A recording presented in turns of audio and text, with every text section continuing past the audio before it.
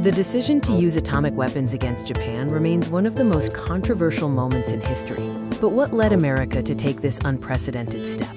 We are exploring the complex reasons and historical context behind the United States' decision to drop atomic bombs on Hiroshima and Nagasaki in August 1945.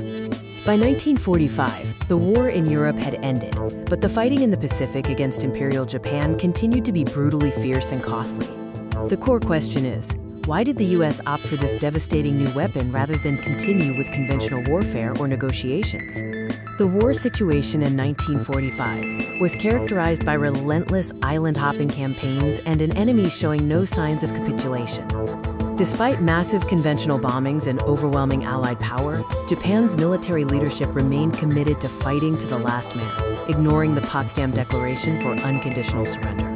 A conventional invasion of the Japanese mainland, codenamed Operation Downfall, was estimated to cost hundreds of thousands, potentially millions, of Allied and Japanese lives.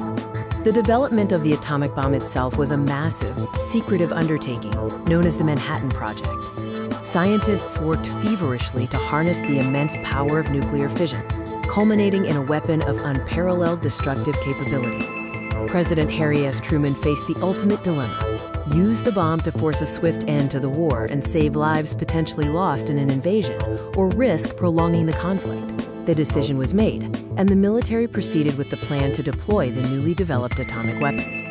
On August 6, 1945, the B-29 bomber Enola Gay dropped the first atomic bomb, Little Boy, on the city of Hiroshima, instantly killing tens of thousands.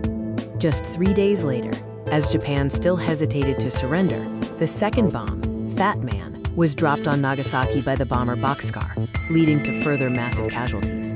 The devastation caused by both bombings was overwhelming and led directly to a crucial turning point in the war. Facing unimaginable destruction and the prospect of more atomic attacks, Emperor Hirohito announced Japan's unconditional surrender on August 15, 1945, bringing World War II to an end.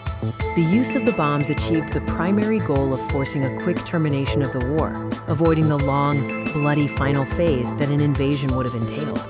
Even today, historians and ethicists continue to debate the necessity and morality of Truman's decision.